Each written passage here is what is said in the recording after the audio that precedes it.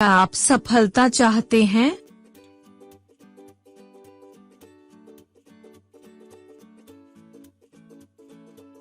लक्ष्य के प्रति दृढ़ संकल्प, दृढ़ प्रयास और दैवानुग्रह सब मिलकर सफलता दिलाते हैं।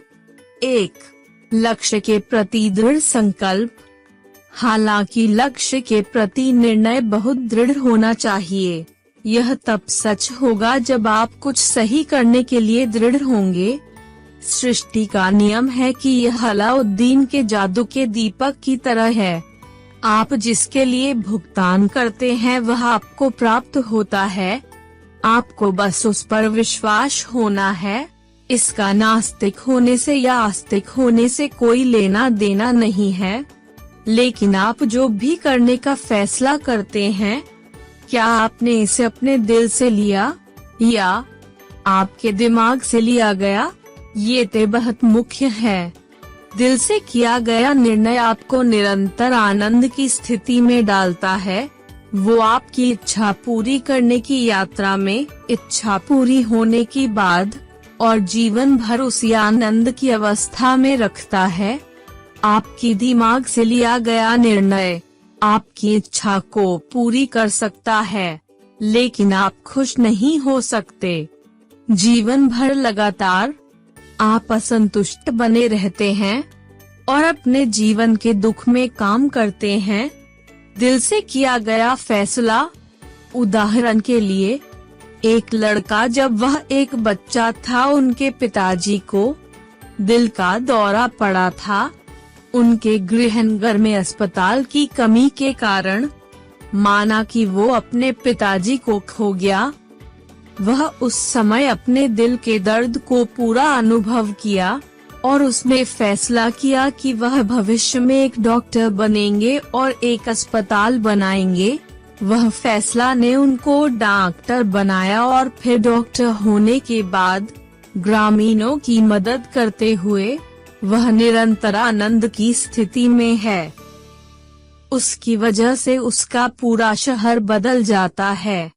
फैसला अगर मस्तिष्क से लिया हो तो क्या होगा? उदाहरण के लिए, एक बच्चा था, उनके पिता ने उसको लगातार सताते थे। अपने बगल वाले लड़के को देखें और जानें।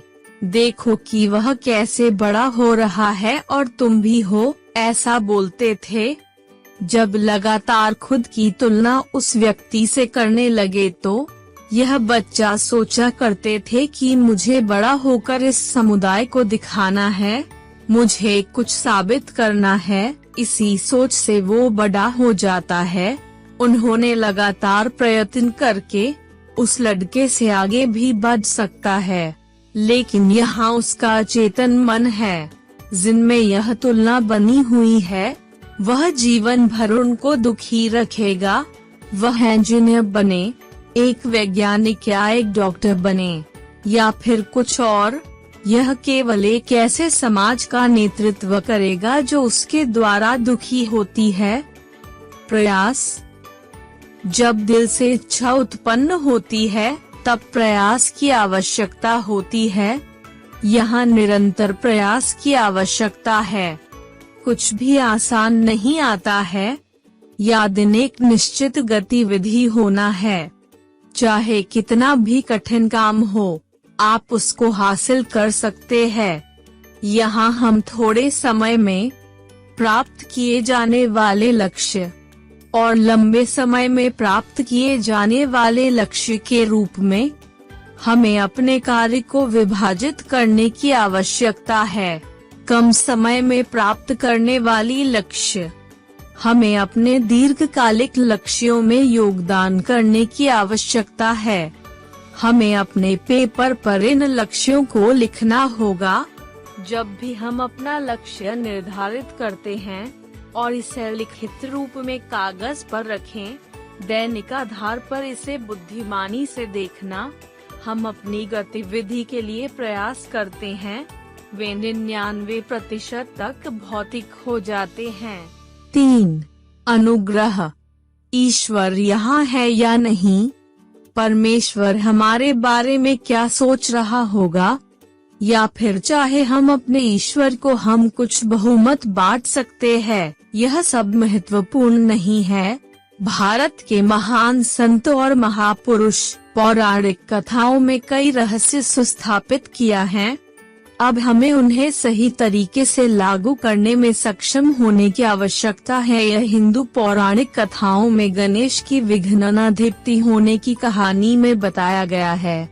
सभी देवता महाशिव के पुत्रों में से एक को अपने कक्षों का प्रमुख नियुक्त करने का अनुरोध करते हैं। फिर महाशिव ने अनुरोध किया कि जो भी पूरी दुनिया को लपेट कर पहले आएगा वो देवताओं की गणपति बन जाएंगे। महाशिव के दूसरे पुत्र स्कंद, वह अपने वाहन मोर में चढ़ जाता है और तेजी से भाग जाता है। गणेश ने नारायण मंत्र का जाप किया, अपने माता पिता पार्वती परमेश्वर को परिक्रम करता है और बैठते हैं। कुमार स्वामी वहाँ कहाँ गए थे? वहाँ गणेश जी उनके पहले जाने का अनुभव होता है। वो वापस शंकर जी के पास आकर अपने भाई गणेश जी को विघ्नाधिपति बनाने की निवेदन करता है। तब भगवान शिव गणपति को गणाधिपति नियुक्त करते हैं और उन्हें आशीर्वाद देते हैं। यहाँ अनुग्रह का अर्थ है हमारे माता पिता के साथ हमारा बंधन। हम उनके लिए कितने आभारी हैं और वे हमारे प्रति कितने खुश हैं। ऐसे ही जीवन में हमारी वृद्धि भी बहुत बढ़ जाती है।